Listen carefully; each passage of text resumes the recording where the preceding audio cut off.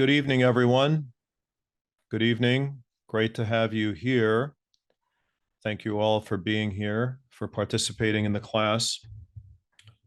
I want to start today's lesson by just giving a bit of a tribute to one of the pillars of modern Assyrianism, the one who gave voice to a great deal of poetry, and that is Evan Agassi, who passed away yesterday after an illness.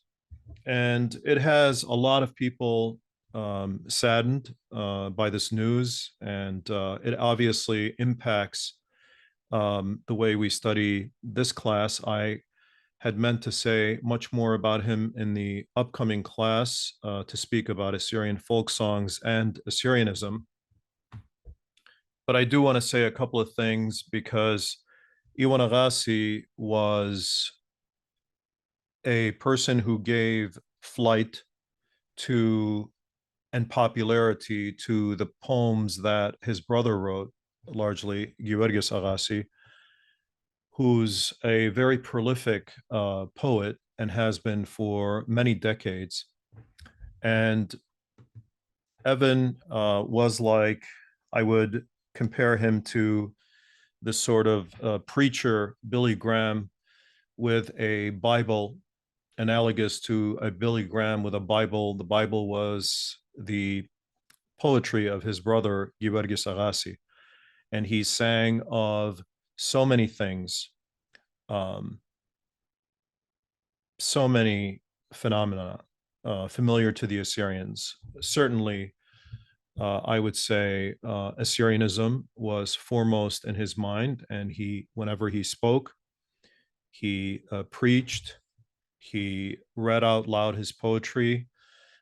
It was always keeping in mind the state of the Assyrian people, keeping in mind the current conditions of the Assyrian people, their rights, their suffering, their experiences, their dispersion all over the world. So it's very important to take note because in this class, we've talked about all of the people that have contributed to the formation of what we call Assyrianism. Why is that? Because unlike any other people, the Assyrians do not have a nation state. They do not have educational institutions that are powered by the state, a powerful budget, you could say, that gives rise to the ideology that many nations have in upholding their culture and heritage. So it is up to the poets that we are going to be talking about today. And it has been up to the poets and the writers and the storytellers and the singers and the politicians and everybody else who's kind of contributed, including priests and bishops and patriarchs, who have contributed to the formation of this idea that links our people together. And the point that I made today in just a quick missive was that Iwan Agassi, the death of Iwan Agassi, marks an important moment in Assyrian literary history, in Assyrian musical history, in Assyrian artistic history. And it's important to recognize this moment as a moment where also symbolically people come together. Everybody is in mourning. It's a sort of a tazi that all Assyrians the world over are engaged in. And this is something very important. And this is something that I've tried to make clear in this class over and over again in different settings and in different ways. And that is that these symbols, whether they're human beings or they are the thoughts of a writer, the songs, the images that we see and that are portrayed, become rallying anchors, if you will, that pull the Assyrian people together. These are the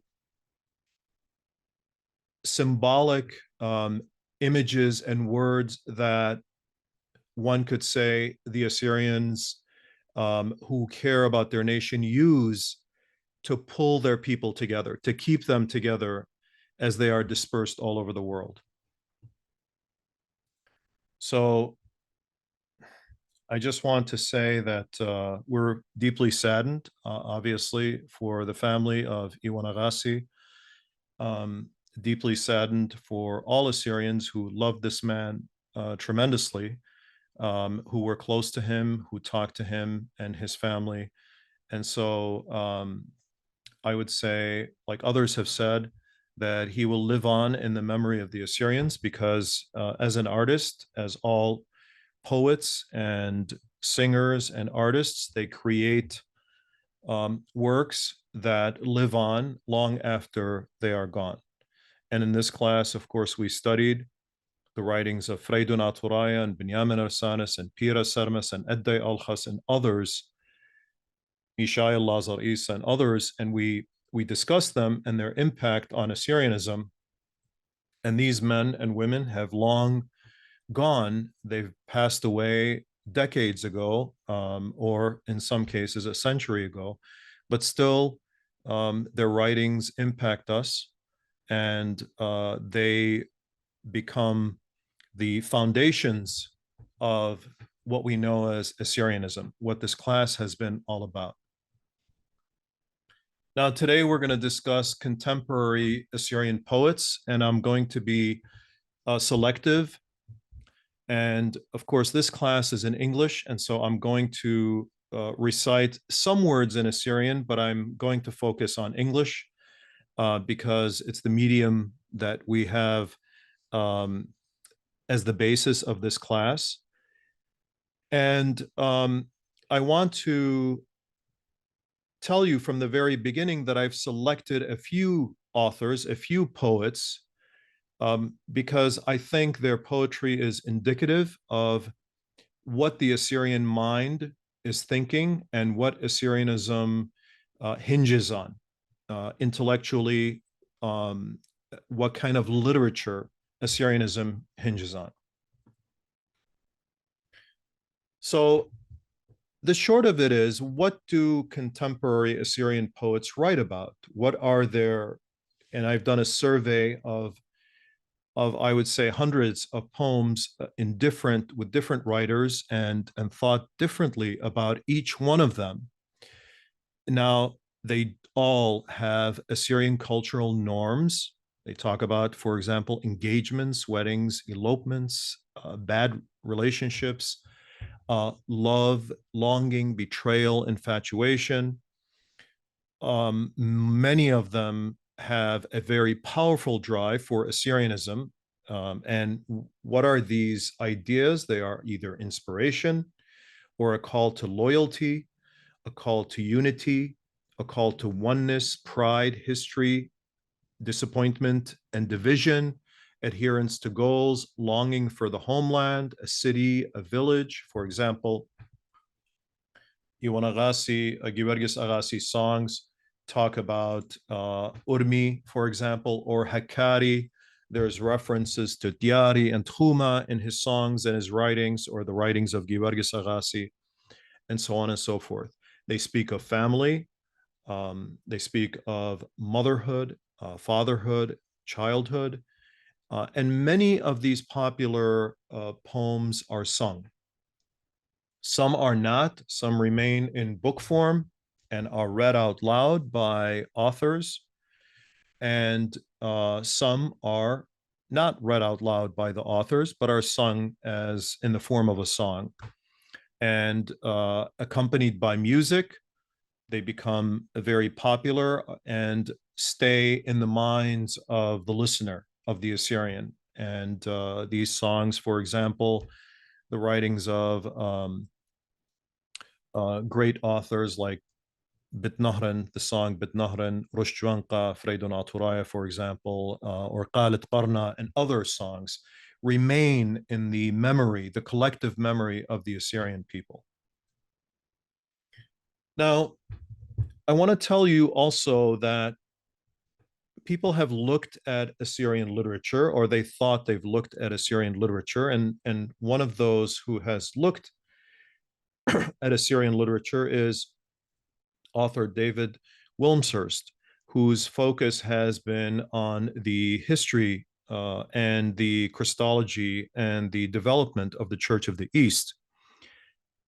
Now, Mr. Wilmshurst, or Dr. Wilmshurst, who's a well-known scholar, although he doesn't teach currently, he lives in the Far East. He lives in Hong Kong, I believe, at this time, has described in his book, The Martyred Church, and I want to say that this man has done a lot of work on, a detailed work on the Church of the East. He has written an ecclesiastical history of the Church of the East and also a shorter book called The Martyred Church. So he has done a lot of work on the history of the Church of the East from its inception long ago and up to almost the modern times, almost the present day. But when David Wilmshurst and others look at Assyrian literature, they refer to it as shrill and bombastic. And specifically in his case, he refers to the literature being just horrible because it speaks to modern themes that seem to bother him.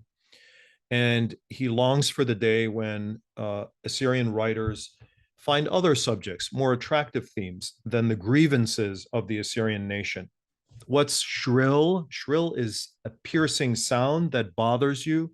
What's bombastic? Bombastic is overly proud and arrogant, overly confident when you have no merit to be confident. And so he describes Assyrian literature as shrill and bombastic.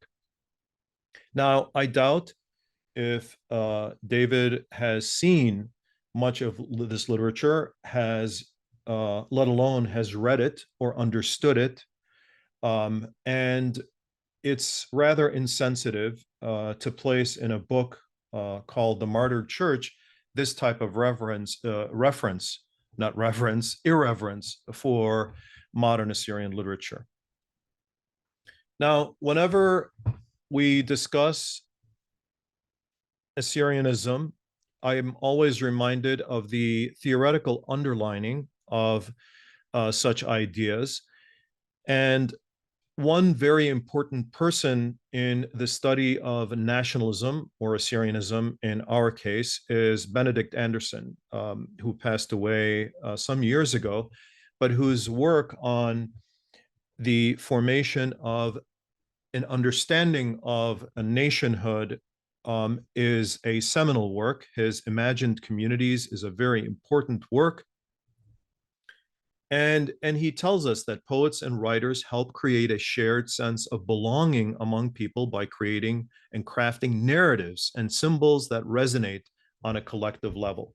That's exactly what contemporary Assyrian poets and writers and then singers and others in this kind of assembly line of work that form their ideas, put it down on paper, and then spread it to the public. That's what they do. They create a new imagined community that is living now all across the world, but is sharing in the understanding, in this ritualistic understanding of literature, and partaking in Assyrianism in this way. So there are no schools to speak of from the perspective of a nation state. There are no, as we said, major budgets to support institutions that help formulate an ideology. But what do Assyrians have? They have the likes of Ninos Nerari and Marina Benjamin and Iwan Agassi, Georgis Agassi, and other writers who have contributed to the formation of the understanding of the Assyrian nation and understanding of this nationalism that we call Assyrianism. And I specifically, in one class, distinguished between Assyrian nationalism, which is a much more political form of thinking, and Assyrianism, which is focused on culture and continuity of that culture and the blending of language and other rituals and customs and so forth, and bringing that all together under the rubric of the Assyrian ethnicity, Assyrian nationality, which is now spread all over the world. The Assyrian poetry began early, in the very beginning, of course, and one very familiar person would be David Wilmshurst, who we quoted earlier. Poetry was largely focused on faith, on the Christian faith among the Assyrians.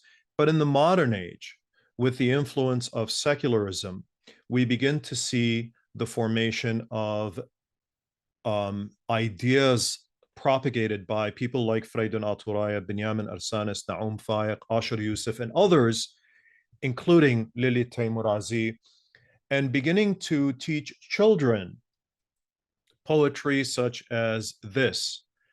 Ana Bruna al-Turaya, I am an Assyrian son, a good nationalist son, Khasbaya la umtanaya, and so on, resembling my father. I will begin from now on to read my mother tongue, Lishanat Yimma, and will not revoke my promise, and try with all my might to accomplish all of my goals, to assist my people if they will allow me to grow in Shoqili Gerwissen. Learning, I will give them Yulpana Qate Bepersin, and save them all with love. Okay, very beautiful poem to teach children. And these were taught in schools, and they were propagated. And these, of course, instilled in the minds of children and others the idea that we are Assyrian and we should all be proud of our nation. We are not just a religious community, we are a national community. We also have an ethnicity, a history that is apart from a religious faith. Also, it's important to remember people like Sargon Polus, who is one of the greatest poets who wrote in Arabic, but had the Assyrian spirit. And he was very innovative in his poetry, modernist, minimalist in his writings, and he's been critiqued over and over again. I won't go into a great amount of detail about Sargon Polus here, because most of his writing, actually all of his writing, is in Arabic. He took pride in his Assyrian heritage. He was from the city of Kirkuk and associated with many Assyrians, and he's extremely honored in the larger Arab world of poetry. And here's a poem that I thought was very indicative of the fact that he is an Assyrian. He here talks about of course, I'm going to say this over and over again. Whenever we translate, we actually take away from the spirit and the meaning of the poem. But this is an English class, and I want to get the ideas across. And I'm less concerned with getting kind of the entire spirit of the poem, just the thoughts of the poem. But here's one that Sargon Polus, I believe, is thinking on his story and the story of his people. The refugee absorbed in telling his tale feels no burning when the cigarette stings his fingers. He's absorbed in the awe of being here after all those theirs. The stations, the ports, the search parties, the forged papers. He dangles from the chain of circumstances, his destiny, wound like fiber, it rings as narrow. Those countries on whose chest the nightmares have piled up, the smugglers, the mafias, if you ask me, might not be as bad as the sky of hungry seagulls. Above a damaged ship in nowhere, if you ask me, I would say eternal waiting in immigration offices and faces that do not smile back, no matter how much you smile, based on his experience, possibly. Who said it was the dearest gift? If you ask me, I would say people everywhere. I would say everywhere stones. He tells and tells and tells because he has arrived, but does not taste arrival. and he feels nothing when the cigarette burns his fingers. So Sargon Polis is talking about the experience of the refugee who's suffering the consequences of being taken out of his land. We're going to see this again and again with the writings of modern Assyrian authors. One of them is Pierre Shumun.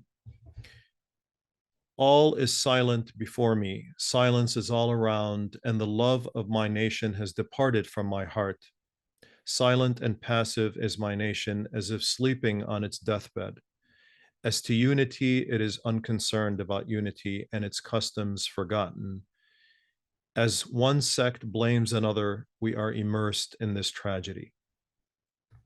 Again, in the Assyrian language, of course, it carries much more power and resonance, but it's important to know what Pierre Schumann and others are talking about. And here he's lamenting the fragmentation, the very fragmentation that the early Assyrianists like Benjamin Arsanis and Freydun Altura and others thought about and propagated and advocated for. Here's Daniel Bet Benjamin, who lived in Chicago and later in Arizona, stranger. And we see this theme again and again. Stranger, though far from Mesopotamia, my great land, Bitnahran, its love within me finds its home in my heart. It presses me at every second, day and night, that I return to it before the day fades. I solemnly promise with this covenant, so that my heart may rest, side and branded, in the bosom of my chest. So the lamentation is that one is away from home. Again, the victims of persecution cannot forget what has happened to them. And this is very similar to Psalm 137, where the Hebrews or the Judeans who are transported to Babylon sit by the rivers of Babylon and weep. And of course, this has become a great literary, become popular in literature and in faith. By the rivers of Babylon, where we sat down, yea, we wept when we remembered Zion. We hanged our harps upon the willows in the midst thereof. For there they sat, carried us, for there they that carried us away captive required of us a song. And they that wasted us required of us mirth, saying, sing us one of those songs of Zion. How shall we sing the Lord's song in a strange land? So this is very similar to, analogous to the Assyrian experience that unfortunately the likes of David Wilmhurst calls shrill and bombastic. It isn't shrill, it isn't bombastic, it is reflective and truthful of the condition of these people who have written this work because they have been exiled, like the Assyrians, who have been exiled as well. And here we see this again and again. I am a stranger in this world. Awaremen. I have no home of my own. Why did I part from my home and fell far from my relatives? Enough draining my blood, my wounded heart. Do not torture me. Tears of longing pour out from the eyes of my mother. I am afraid that I will lose my name and existence. My heart tells me that my days will be bitter. Mayre Yumani. Where in this world, O Lord, will I find myself? Where do I go? What do I find? What do I do to find a solution? And this theme, this idea of the wanderer, of the person who's far from home, keeps repeating itself again and again and again. And this, which is sung by Biba. Unfortunately, I don't know who actually wrote this. There have been a number of people who claim to have written it, but I think it's very indicative, nevertheless, of the Assyrian experience. A traveler am I, Saparchiven, alone I travel, a stranger I have become, lost to my goal. Why, O Lord, the miseries of this world have only remained in this heart? O my poor soul, 1,000 laments upon you. Al-Pijare Allah, how tired are you with bitter pains? I take steps to an unknown road, lost in thoughts in this world of estrangements. My tears filled with longing, the pains of my heart are tied to dignity. All my life full of sorrow, resembling the ruins of Nineveh. I have thus remained in this world like a bird away from his nest. So, and again, this is a song written by Albert Tamras, who also passed away. O time, Ya Zona, why are you persecuting us? We are but guests in this world, O cruel one, Ya Zona. Let us pass in peace and in kindness. Do not leave us shattered in this world. O world, Ya dunya, dunya, dunya, etc., etc. And of course, there are others. Georgis Agassi has written also much about this longing, the idea of being far away from home and the idea of not living a normal life. And here we have Shlimun Bishmuel, who actually wrote this song, On the Road to Nineveh. The road to Nineveh stands waiting for me, but who will support this journey? Mani Payirra Asapari. My ancient city, my life, my order, Khayu Dubari. Whenever I recall you, my tears pour forth. Oh, my ancient city, my life, my mission. My ancient city, my life, my mission. Whenever I recall you, my tears pour forth. I am wounded and in need of help. My heart is tied to sorrow and thought. I proceed on the road with the hope of reaching. A storm of the age stands against me. The waves of the Tigris strike my chest and press me to the side as life. Who will solve my problems to come on the road and take me to my land? So these ideas of longing to be back in the homeland pervade much of Assyrian literature, and there is recognition, of course, that Assyrians are dispersed all over the world, and this one very heart-wrenching song is just an example here. Wherever you are in this world, I am with you, with my heart, my brother in the nation. You are in a struggle with the fierce enemy, trying to take your rights that have been taken. Though I am far from all of you, or far from you all, from my blessed land I am away, yet always I am in the struggle, so that I could return one blessed day. I shall open my mouth and call out, Maqwichin, I will let the world know about the suffering and pain our nation is enduring. And on and on. Ninas Narari is another very prolific poet, and I've selected one of his poems to discuss. This is the Bloody Journey, Sapar de Manta.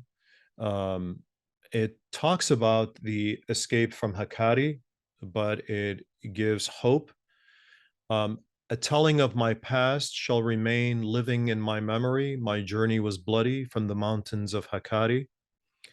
We were attacked by Kurds supported by the armies of the, I'm, by the way, selectively choosing certain passages. We were attacked by the Kurds, supported by the armies of the Turks, robberies and killings of thousands, our cries shattered boulders. There arose great Maliks among us and cried out mercilessly and took revenge 100-fold. And there was peace for days. The Turks brought cannons as they could not fight with guns. Every brave took his position and refused to let his trench be given. This is, of course, the retelling of the story of the escape from Hakkari in poetic form. Our weapons were reduced as we waited for the Russians. No solution was left unless we could scatter through the boulders.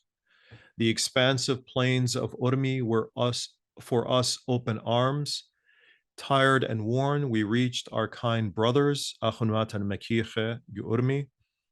Simco invited our king to turn our laughter into tears. He slew our patriarch, but still we did not kneel.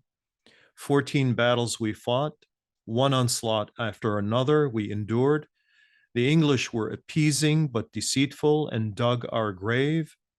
Of course, there's I want to mention here about the Russians. It was so common to recall waiting for the Russians that the Assyrians use this expression.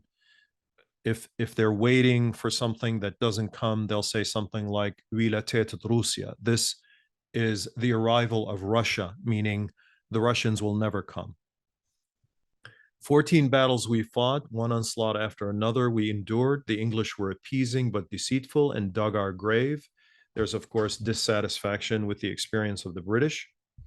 We were brought to Baquba and placed in white tents. Our general, meaning the reference here is to Agapetrus, our general was exiled from his land with the weight of our nation upon his breast, and thus we became slaves after him, since we did not listen to him. A reference to the admonitions given by Agapetrus, where Assyrians did not heed, and he was exiled, and so the suffering resulted afterwards. Division spread from within, and golden opportunities were lost. Today, from the mistakes of the father, the son suffers.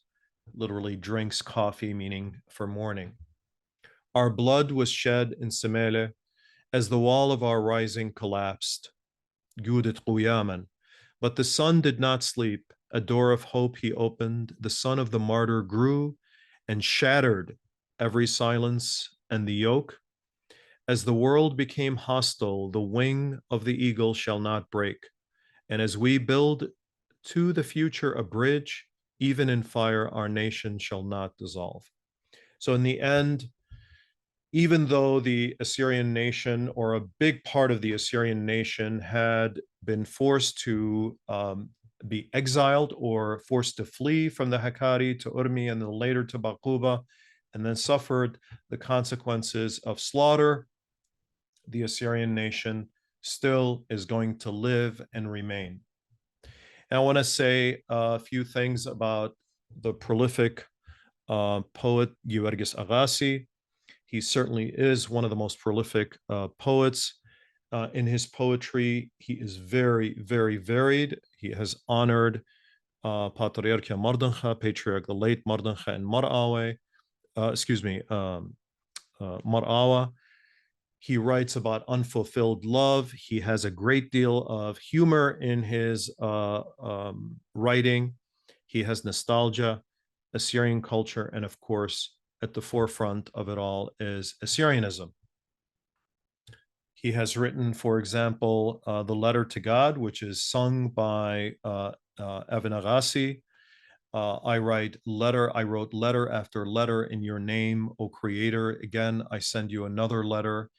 I'm not going to read the whole thing, but to give you an idea of this sense of desperation among the Assyrians in their plight, in their dispersal all over the world and not finding a solution to their plight. And of course, the loyalty to the nation is an important factor in keeping the people together. What do we all attach our loyalty to our Assyrianism? And here he tells us momitet ata, the swearing to the flag. I swear upon the Trinity, tlitayuta. I swear upon the nation and its flag. If a laborer with my labor, if a warrior with my sacrifice, if a teacher with my knowledge, I shall uphold my promise. If by a pen or a word, or by a word, if not by a sword, by holiness, I shall support my nation. From our forefathers, this pledge has passed, honored for ages, from one house to another, written with the blood of martyrs. Let us be loyal to the nation and flag.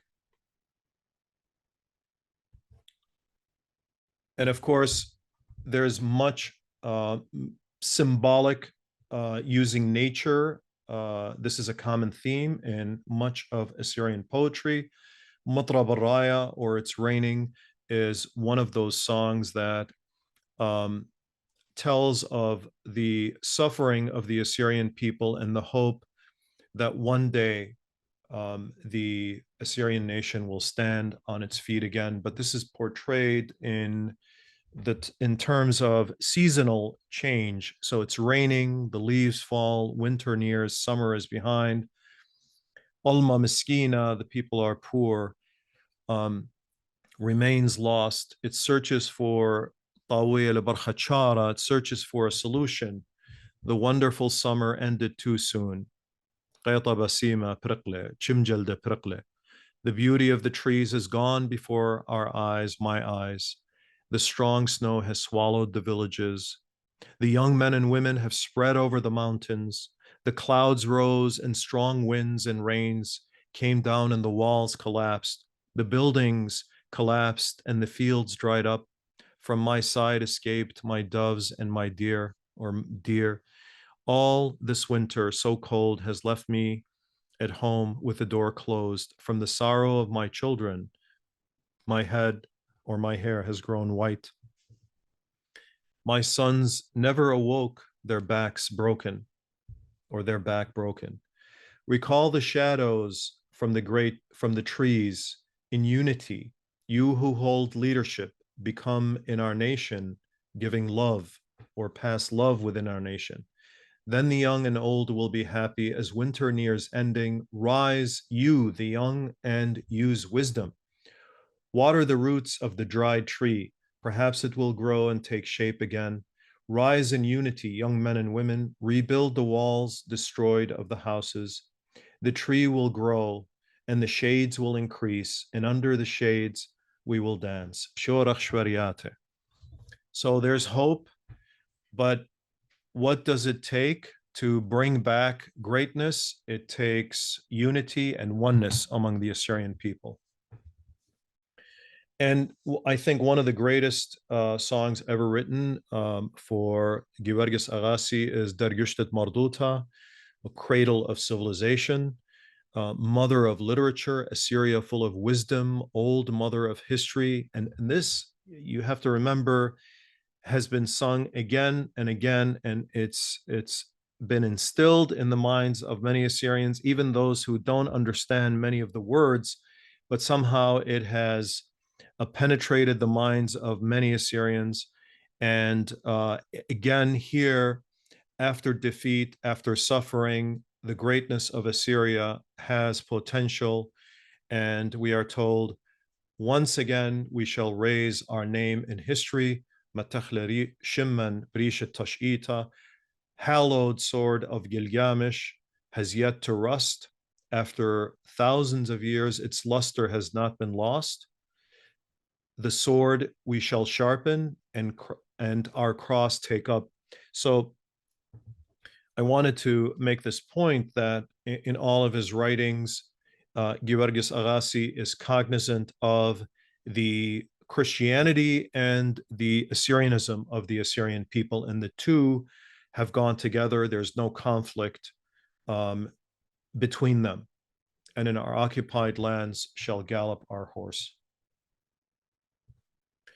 Marina Benjamin is a poet or poetess in the Chicago area, and has written also prolifically, and has performed her poetry in a way that is very attractive, like also Ninos Nerari and some others, and has translated her poetry.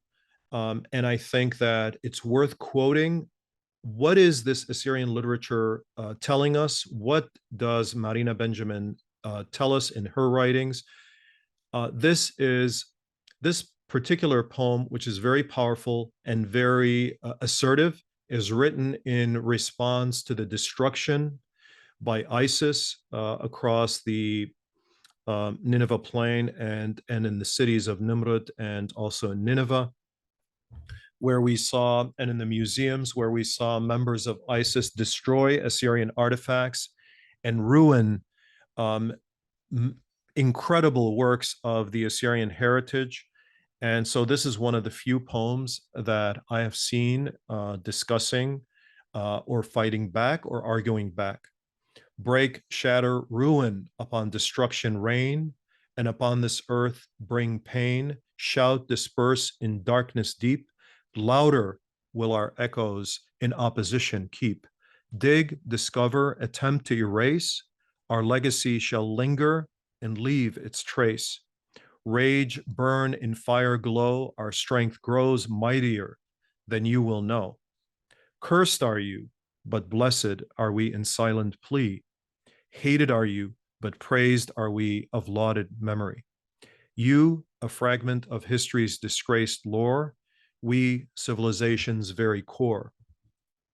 Trembling before Ashur's existence, horrified by his ancient persistence, shatter the feet and wings of ancient bulls, their might once revered, yet greater kings within us are undeterred. From every stone broken, a tale of blood is born. Assyria's roots will never be torn.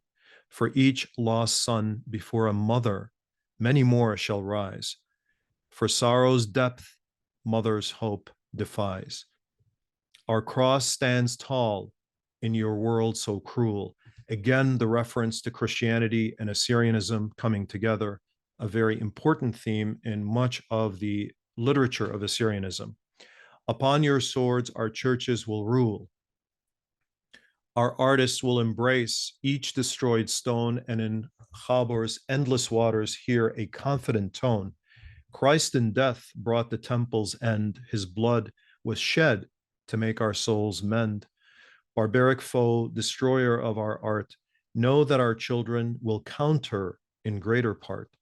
In cuneiform, we told our tale and engraved. We built libraries and our wisdom saved. Burning our past you sought as an obligation, meaning a religious obligation. Yet from ash we rise and build again a greater nation. Fear the gaze of the child's eyes who witnessed flame after flame burn the sky. Soulless and cruel your demise, he will bring near. Rootless, he will render you. Rest in fear. You've brought pain to this nation's bones. No more in silence shall remain its stones. Your terror scream, its will shall not bend. The time has come for its mercy to end.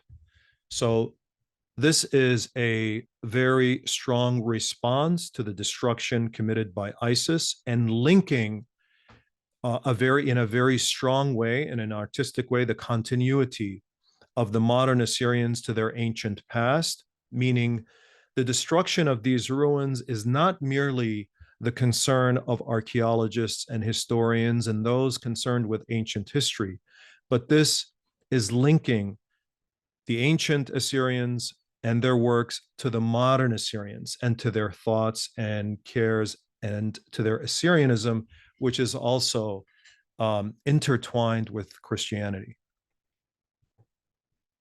This is a very interesting poem, also about the linkage between the ancient past and our promise, in a way very similar to Psalm 137, for example. In the night silence, a knock on my door, a new guest had arrived seeking something more, with eyes of sorrow gazing at me, lost as if this world has ceased to be. Familiar he seemed, this figure there. I pondered deeply and thought I'd dare. I look around, waiting a cue, an introduction, and his thoughts to pursue. Tall and majestic and missing a crown, seemingly a monarch with royal renown. Quietly, I voiced my plea. In the name of Christ, who might you be? In a sorrowful voice, as if a seer, you know not who stands here? Once my voice held tremendous sway, as if an earthquake that shook the world that day. I look for my descendants, lost through the ages, scattered, forgotten, in need of sages. Their memory of our great kingdom fades too, distant from Assyria's love they once knew. This journey long I came by angel's flight, led me to you in the deep of night, seeking solace, and for my mission rest, to breathe in peace and to have met the test.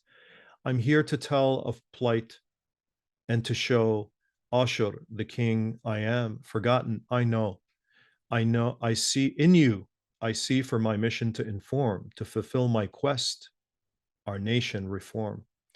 Gather my descendants in one region, end our exile, reunite the once glorious legion. Let Assyria's shadow once more our people mend, and in Mesopotamia our resting end. I beseech you to deliver my prayer, my trapped soul beneath the earth, release into the air. Place a wreath on my final rest and see when to Assyria my lineage again shall be free. So again, excuse me, linking the ancient past in a very powerful way with modern Assyrians and having this momita, this promise, not be forgotten by all Assyrians, as if I referred to Psalm 137, by the rivers of Babylon. Um, we we remembered Zion. We sang of Zion. We remembered Zion. So Assyrians dispersed now all over the world. Their poets dream of having an encounter with an ancient king and hearing a message from that ancient king. And this, of course, on a hopeful note, I would like to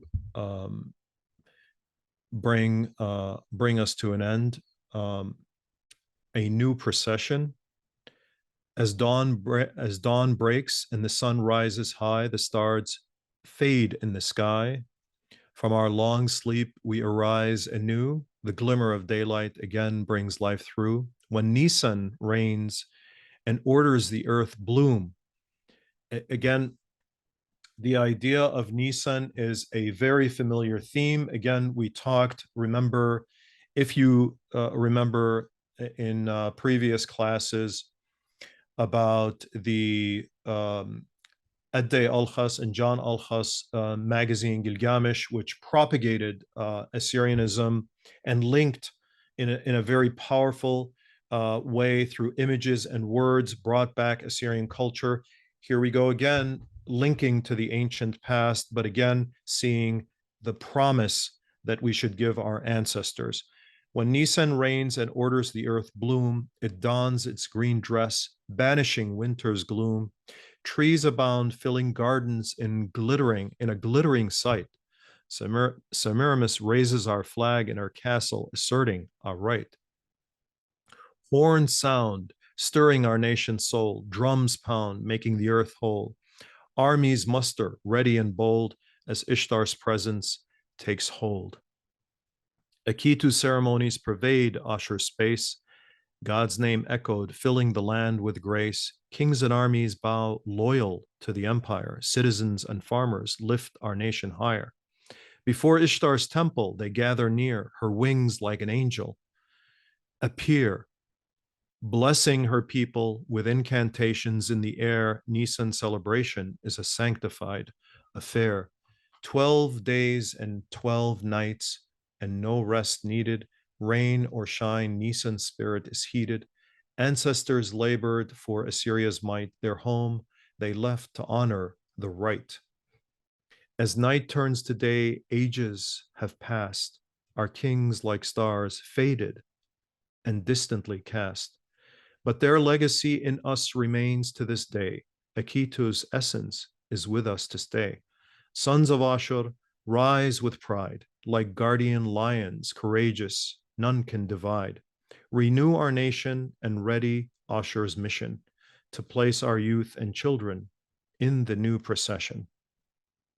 So the new procession involves linking ourselves with the ancient Assyrian past and linking ourselves with a mission.